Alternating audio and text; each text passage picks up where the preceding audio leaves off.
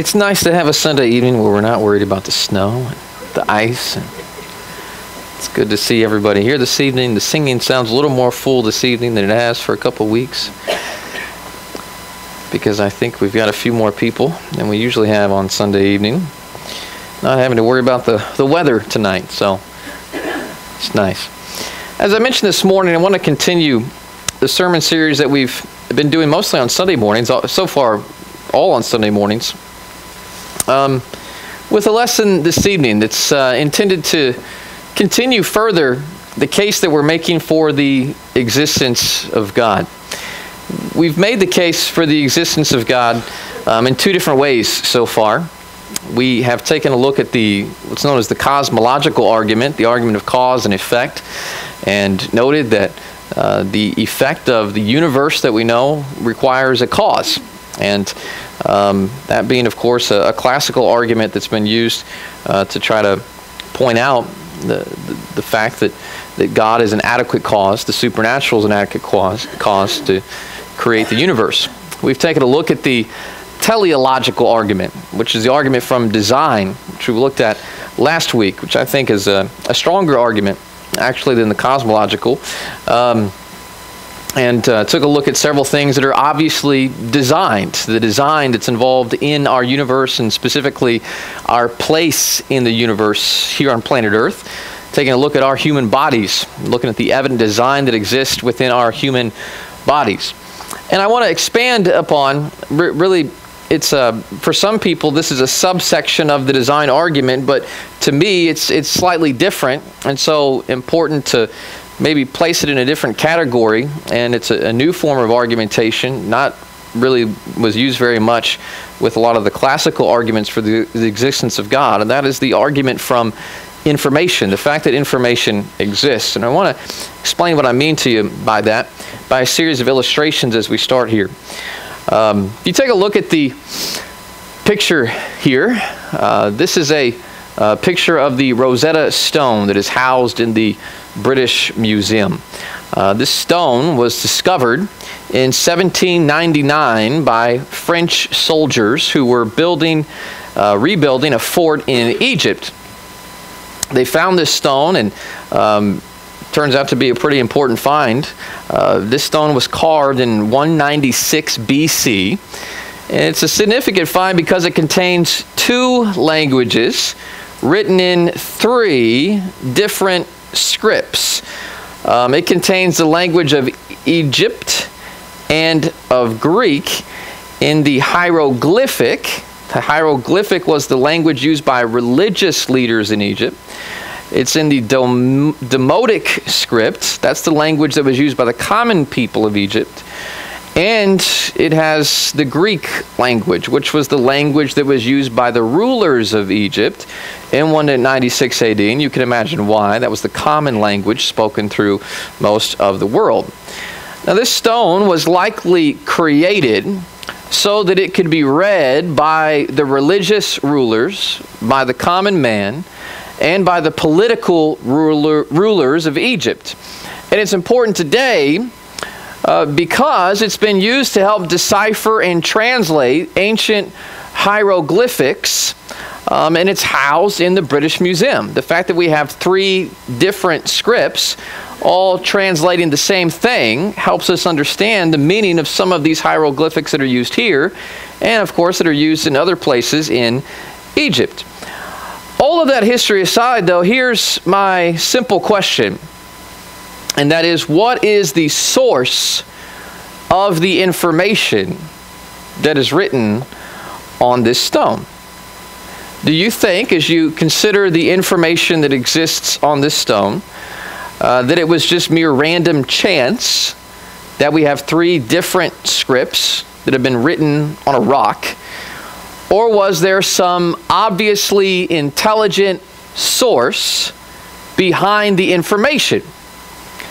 Most people, I think, would unanimously agree that information suggests an intelligence, right? The fact that we have information here suggests an intelligent source behind the writing. Well, think about this in other areas as well. If you're going to have information The point that I want to make is that you have to have a source for that information. Here's a smoke signal that's being sent. The smoke signal does not make itself. You need a source. You need someone who is familiar with how to make a smoke signal to send the smoke signal. And so you need some intelligent source to send a signal to someone else through this means. As rudimentary and as simple as that might seem, you still need an intelligent source behind something like this piece of information. You have perhaps a different type of information. You have the information that's found in Shakespeare's works. Well, Shakespeare's plays didn't write themselves, did they? No. That's why they're called Shakespeare's plays. This information didn't get here. Here's a quote from King Lear: "Have more than you show, speak less than you know." Maybe a pretty good principle, actually. But this didn't write itself. It's information. But it doesn't write itself. Shakespeare's intelligent mind led to his well-written works and the quotes that are quoted so often today by many. Here is what's known as binary code. And the information in binary code doesn't write itself. It's not its own source. That's what I'm trying to say. A smoke signal is not its own source. Someone's writings, whether it be Shakespeare or a first grader who's just learning how to write a simple poem, roses are red, violets are blue, there still has to be an intelligent source behind putting those letters and those words together. And there has to be an intelligent source behind something like binary code. Here's a picture of Bill Gates from back in the day, the founder of Microsoft. And obviously it takes an intelligent source, we understand that, to write a computer program or to write a code. You need an intelligent source behind the information. Here is something as simple as happy birthday on a cake. But the cake doesn't write its own message, does it? Information doesn't make itself. You need somebody like the cake boss, Buddy, to write this message. It takes some intelligence then to decorate a cake. Now, I want you to consider something else. This is an artistic representation of a DNA coil. What is the source of the information that is found in DNA? Because it's admitted by many, as we're going to notice here in just a moment, that DNA certainly is filled with information, the DNA that is found within our own bodies. Certainly there must be a source. The DNA doesn't create itself. There has to be some intelligent source behind putting these letters together to create all that is comprised in DNA. That's what we want to think about here today. It's an argument from information. Let's think about DNA for just a moment in case we need to go back to science class for just a minute, and I'm going to tell you why this is important. We talked in our first lesson in this series about the beliefs of unbelievers. We talked about the different types of unbelievers. We talked about the fact that there are atheists and there are agnostics and there are skeptics and there are infidels and theists. One belief system that we didn't really touch on so much is the belief system of materialism. But the belief system of materialism is really a core belief system for many atheists, or for naturalists, if you will, people who do not believe in the supernatural. They believe that all of life can be explained through naturalism, natural causes. And I want to quote to you from Madalyn Murray O'Hair. We actually mentioned her in one of those first lessons as being a prime example of someone who is an infidel and an atheist. But she once wrote this in her book, What on Earth is an Atheist?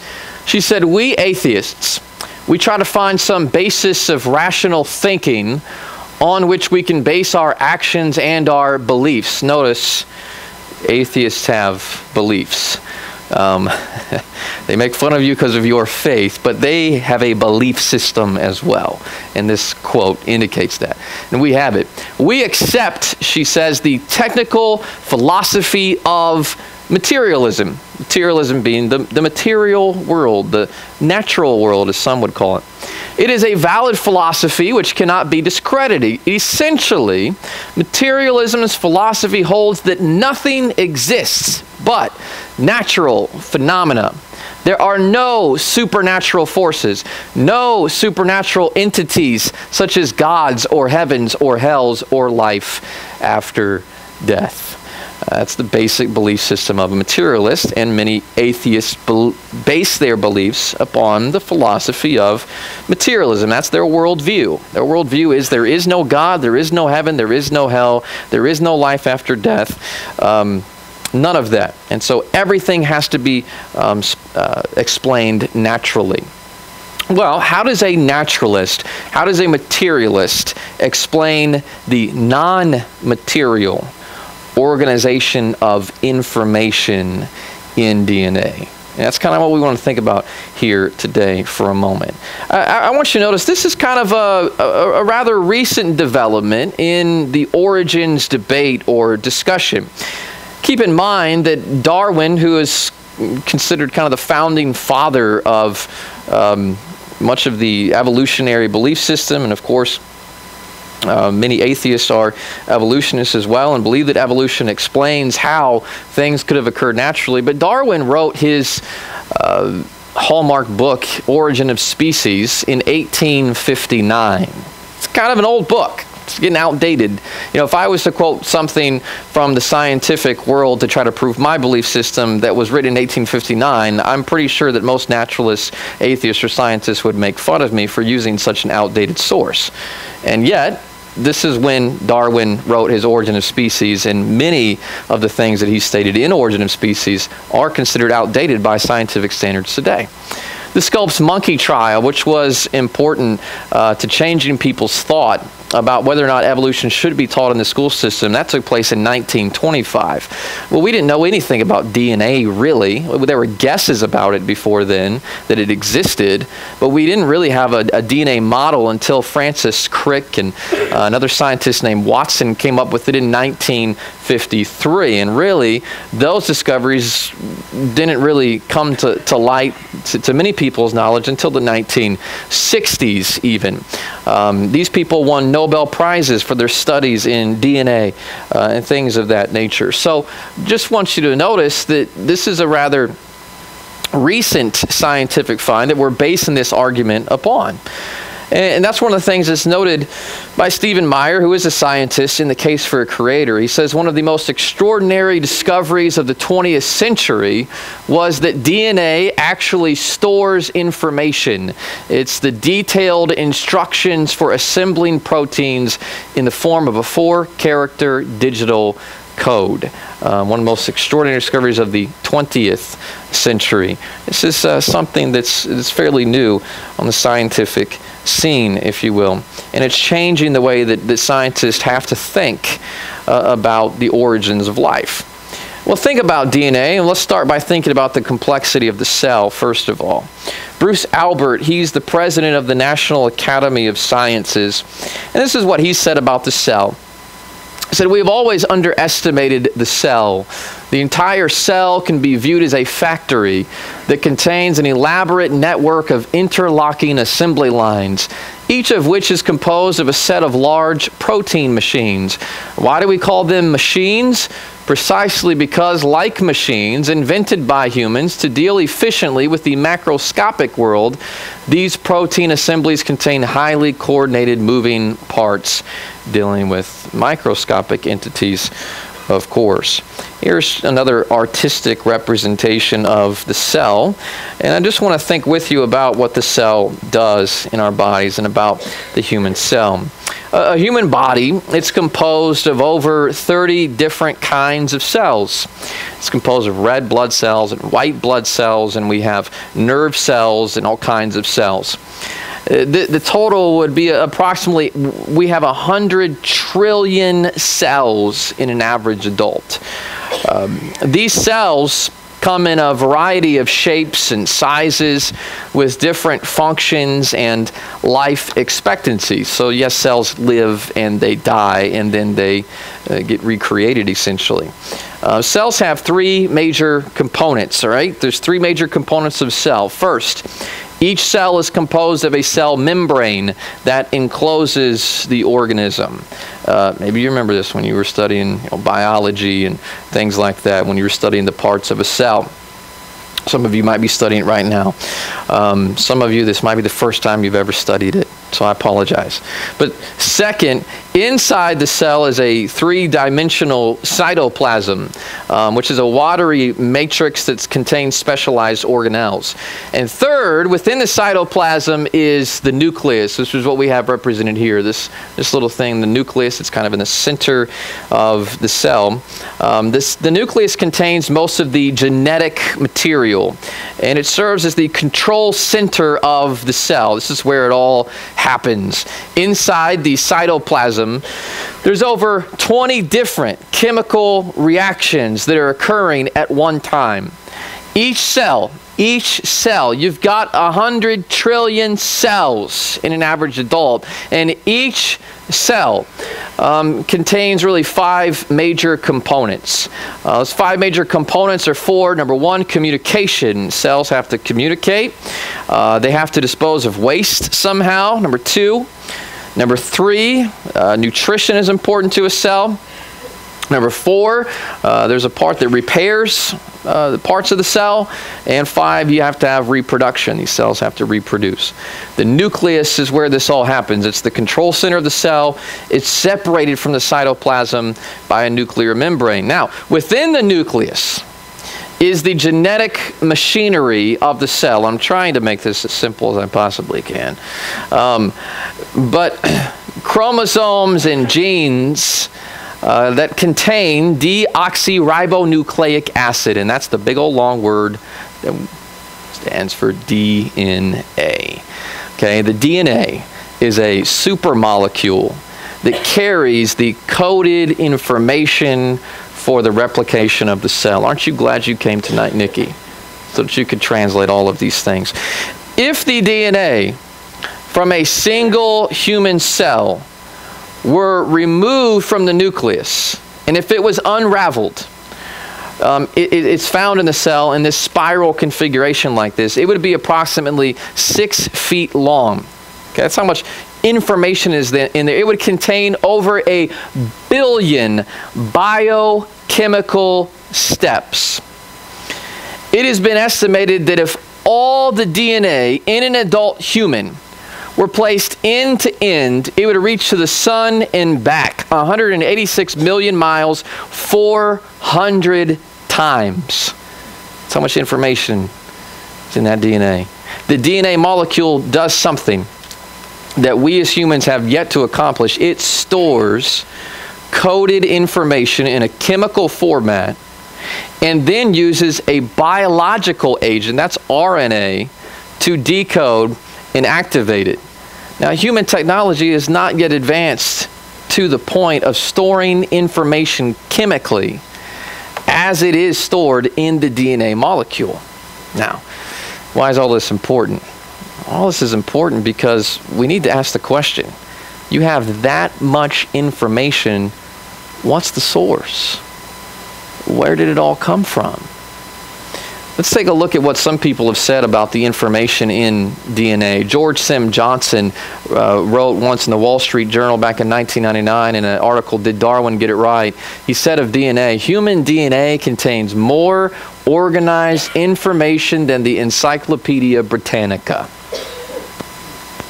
If the full text of the encyclopedia were to arrive in computer code from outer space, most people would regard this as proof of the existence of extraterrestrial intelligence.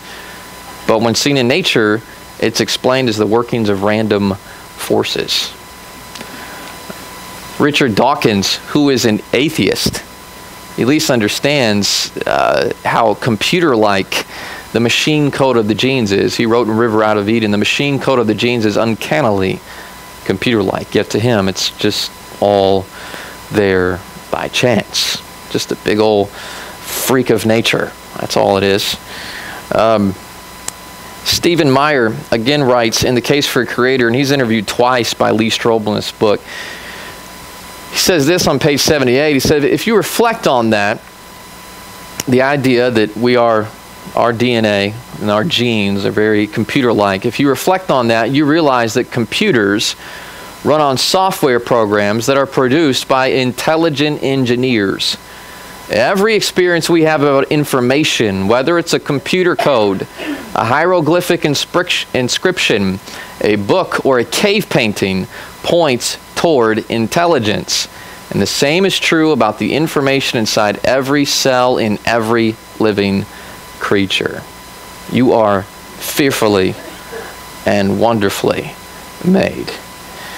He goes on to say this on page 223 in a separate chapter. He says, a lot of people talk about the prebiotic soup. Have you heard about the prebiotic soup? Have people talked about that?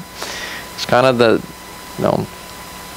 basically what existed on Earth, and just somehow there was a chemical combination that eventually formed life. Now, we haven't proven that.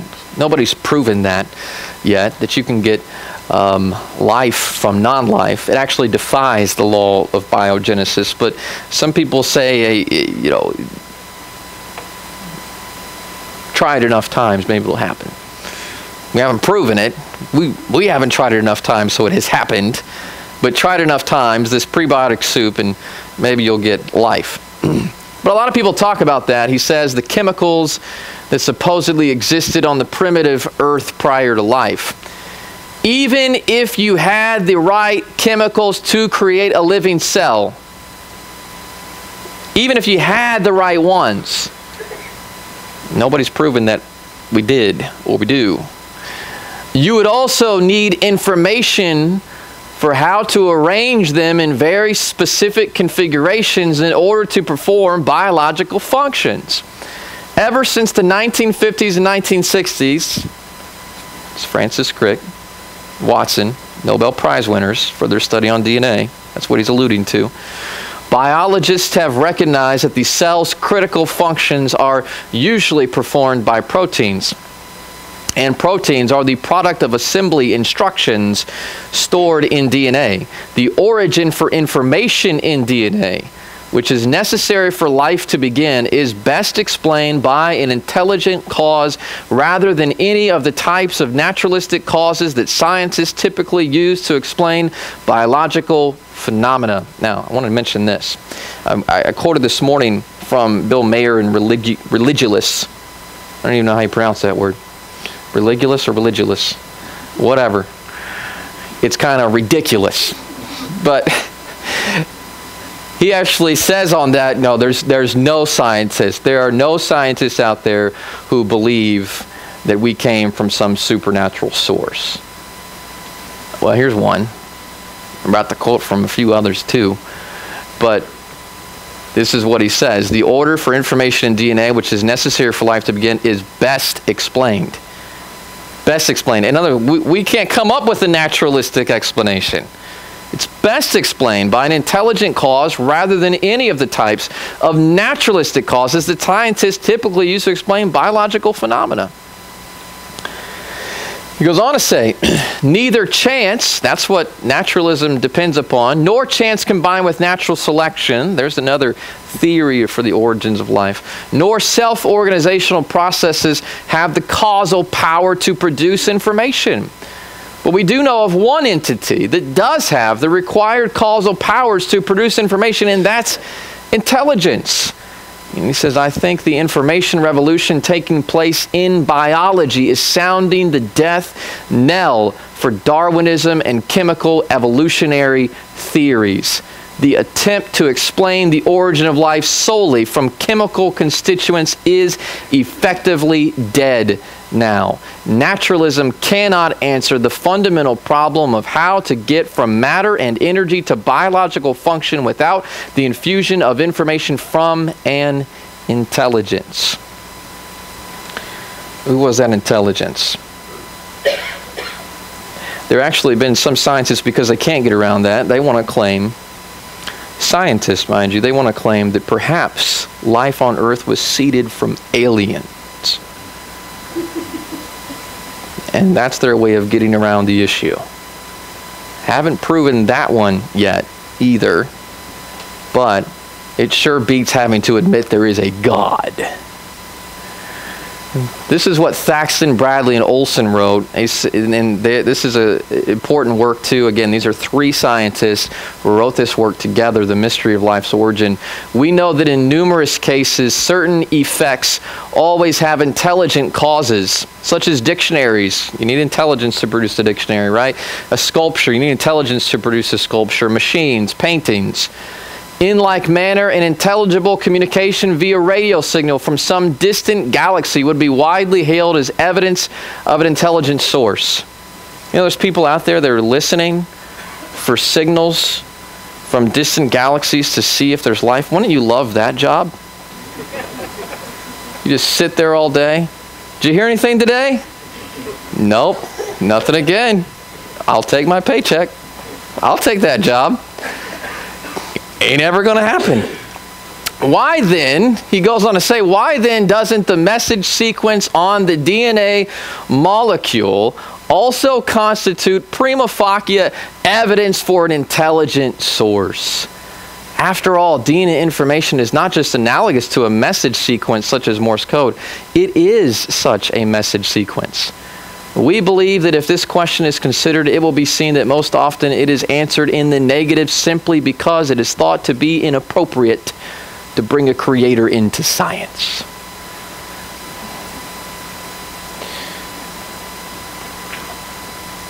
Andrews observed this, and again, these are scientists. It is not possible for a code of any kind to arise by chance or accident. A code is the work of an intelligent mind. Even the cleverest dog or chimpanzee could not work out a code of any kind. It is obvious then that chance cannot do it. This could not more have been the work of chance or accident than could the Moonlight Sonata be played by mice running up and down the keyboard of my piano. Codes do not arise from chaos. John Joe McFadden wrote in Quantum Evolution in 2002, again this is recent research, a billion universes, each populated by billions of typing monkeys, could not type out a single gene of this genome. Wouldn't have happened by random chance. The random chance then of naturalism is not the answer for why we have the information that we have in the genetic code. I want to take a look at one more person's research before we take a look at the Bible and consider perhaps a more reliable source. But in July 2006, again, this is recent research, and a lot of work is being done on this particular argument in creationism because it's not answerable by a naturalist or materialist. But in July 2006, a team of scientists met to evaluate a definition of information that would be universal. Considered the universal definition of information, UDI for short. And this team evaluated two fundamental laws of information. Here's the two fundamental laws. Two laws of information. Just like we've talked in the past about the first law of thermodynamics, the second law of thermodynamics. Well, here is the first and the second law of information. First fundamental law is this, that a purely material entity, such as a physiochemical processes, cannot create a non-material entity. Okay, information is a non-material entity. Something material, then, the basic principle is something material cannot create something non-material. The fundamental law, too, of information is a non-material fundamental entity. It is not a property of matter. All right? Wrap your head around that. To illustrate, a blank CD is material, right? CD, you hold in your hand, it's material. The information you put on that CD, it's not going to change the weight of the CD. It's non-material, okay? It has no weight, has no mass, none of those things, and yet it is information. A cell is material, but the information that is written into the DNA is non-material. And this implies a few things. And these are the implications that they came up with this team of researchers researching information. Mike Riddle notes the following conclusions based on recent information research's impact on the study of DNA. Now, I can give you this entire work that he's written, and maybe that will help. But I'm just going to look at the conclusions with you. Since the DNA code of all life forms, this is their first conclusion, is clearly within the UDI definition domain of information, we conclude there must be a sender. Okay, here's the conclusion based on their study of information. Since the DNA code of all life forms is within the UDI, Universal Definition of Information definition, we conclude there must be a sender. There had to be a sender, a source of this information that we see in DNA. Secondly, since the density and complexity of the DNA encoded information is billions of times greater than man's present technology, we conclude the sender must be supremely intelligent. This is the amount of information larger than the combination of the world's largest libraries, all within your single cell. Whoever did that must have been supremely intelligent. Since the sender must have encoded or stored the information into the DNA molecules and constructed the molecular biomachines required for the encoding, decoding, and synthesizing processes, and designed all the features for the original life forms, we conclude the sender must be purposeful and supremely powerful. To have created something, a machine, inside of the single cell that is microscopic must have taken incredible handiwork. He goes on to say, since information is a non-material fundamental entity and cannot originate from purely material qualities, we conclude the sender must have a non-material component, spirit. And they go on to say God is spirit. It's just scientists, a team of them. And they dare invoke the name of God in their research. Because that's the only way they can explain information. Since information is a non-material fundamental entity and cannot originate from purely material qualities, since information also originates from man, we conclude man's nature must have a non-material component. Man has a spirit. And you can't see it. You can't detect it in any physical way. But man has a spirit. Man has the ability to think. And you can't see a thought. It's not material, it's non-material. Since information is non-material in the third fundamental entity, we conclude the assumption the universe is composed solely of mass and energy is false. Because clearly our universe contains also non-material things such as information. That's repudiating and refuting the philosophy of materialism. And since all theories of chemical and biological evolution require that information must originate solely from mass and energy alone, we conclude all theories of chemical and biological evolution are false. These scientific laws governing the UDI domain have refuted the presupposition of atheism, humanism, and the like, including the theories of chemical and biological evolution, and confirmed the existence of an eternal, all-knowing, all-powerful being. Now, let's think about that. What is the source of intelligent life? The information found in DNA can be explained naturalistically. Perhaps we should consider the omniscient God. I want to quote to you from Job. Let's quote from Jeremiah first.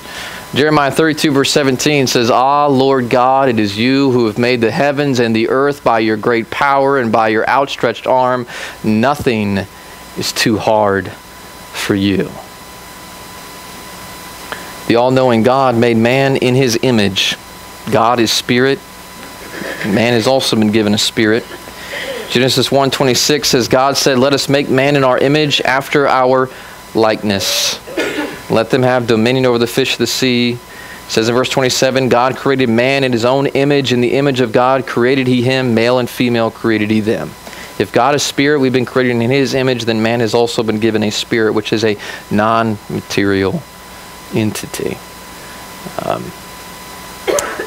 We would like to think, and I think science makes us sometimes a bit arrogant in this way, that we know so much, and that we can explain so much without God.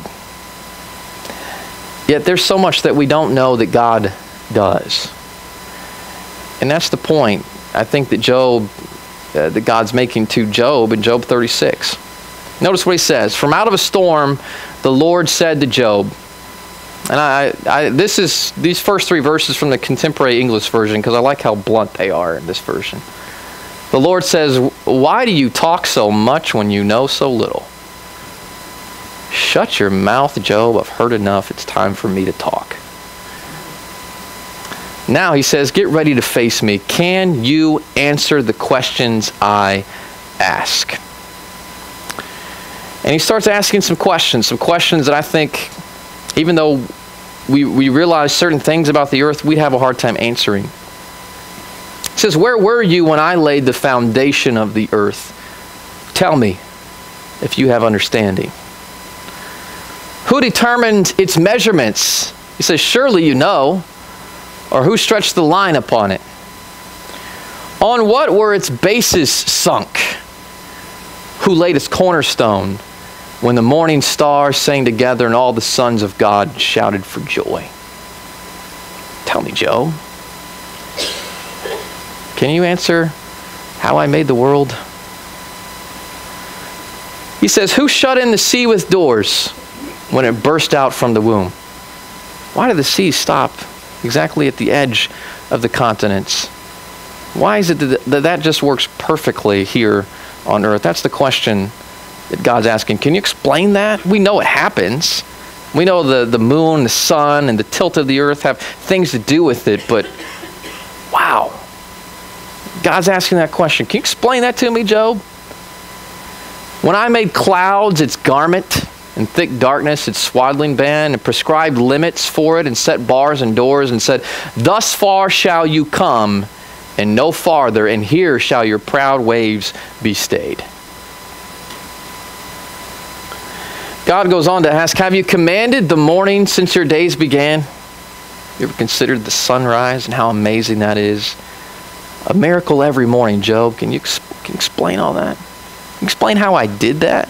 I mean, I know you get that we rotate around in a circle and we revolve around, and all that sort of thing. But can you really grasp what I did when I did that? I think that's the question God's asking Job. There's some things that you might know happen, but you can't explain it. It's incredible. Cause the dawn to know its place, that it might take hold of the skirts of the earth and the wicked be shaken out of it. He says it's changed like clay under the seal. Its features stand out like a garment. From the wicked their light is withheld, their uplifted arm is broken. Have you entered into the springs of the sea? By the way, we didn't know until a couple hundred years ago that there were springs in the sea. God asked this question to Job. Have you entered the springs of the sea? I know about that. Do you? Or walked in the recesses of the deep? Have the gates of death been revealed to you? Have you seen the gates of deep darkness? What do you know about life after death, Job? God said, I know something about that.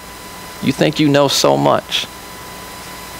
Have you comprehended the expanse of the earth? Declare, he says, if you know all this. Where is the way to the dwelling of light? Where is the place of darkness? That you may take it to its territory, that you may discern the path to its home. You know, for you were born then, and the number of your days is great. You're so old and you're so wise, Job. God's getting a little smart with Job.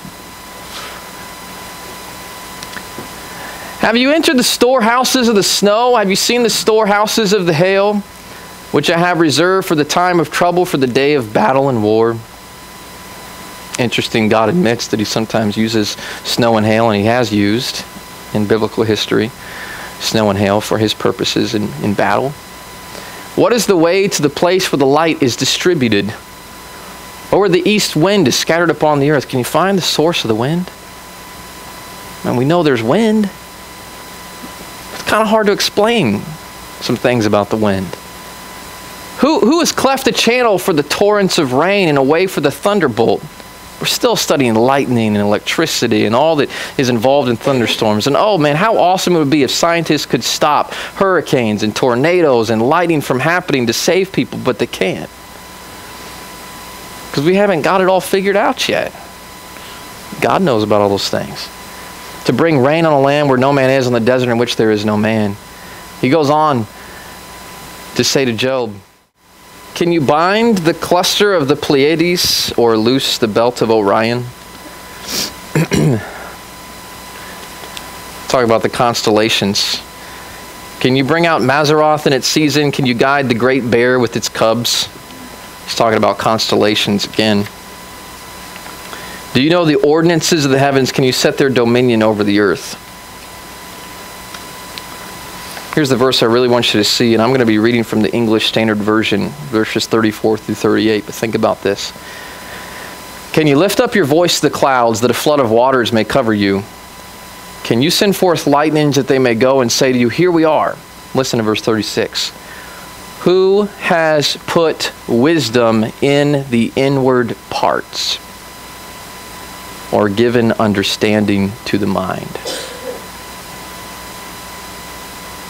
God says, you want the answer to why we have this thought process, information, this code of DNA? Who has given it? God, of course, is the answer, because I put it there. Just like I formed the seas, and just like I created the earth, and just like I put the constellations in the sky, and just like I caused the wind to blow and the clouds to go over the earth, I did that. The point that God's making to Job. The psalmist put it this way in Psalm 94, verses 8 through 11. Psalmist says in verse 8, understand, O dullest of the people, fools, when will you be wise? He who planted the ear, does he not hear? He who formed the eye, does he not see? He who disciplines the nations, does he not rebuke? He who teaches man knowledge. What is the source of all intelligence, of all knowledge?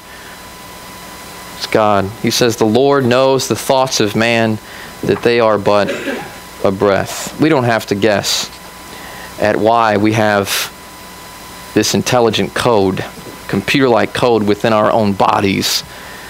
It's because we have an omniscient God who is all-wise and who is all-knowing. And this omniscient God, he knows the past.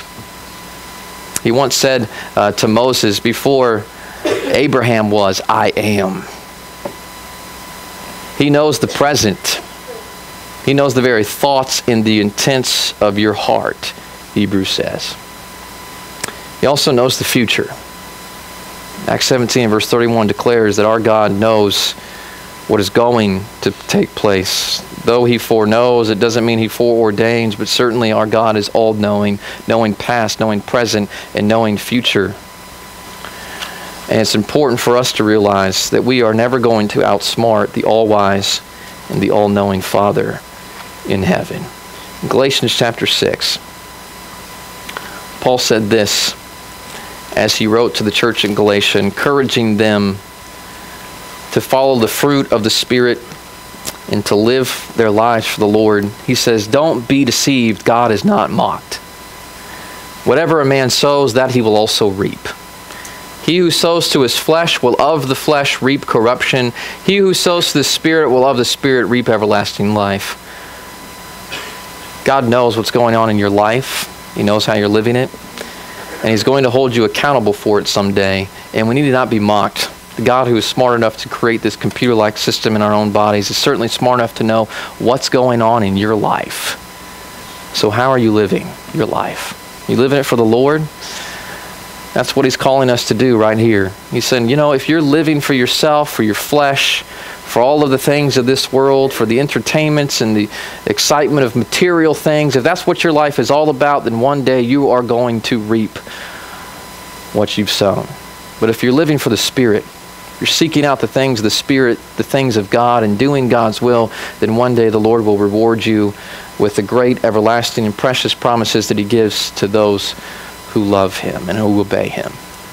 Question for you tonight is, have you been serving him? Have you been doing his will? And if you have not, we encourage you to repent, to change, and to start living for the God who is the source of all information and who knows your heart. You can change your heart tonight. And God can change your heart by forgiving you of your sins, by cleansing your heart of the corruption and the darkness and the sin that exists within that heart, by creating in you a new heart as you seek to follow his Son. If you want to do that, we invite you to do so while we stand and while we sing. Have you been to Jesus for the cleansing power? Are you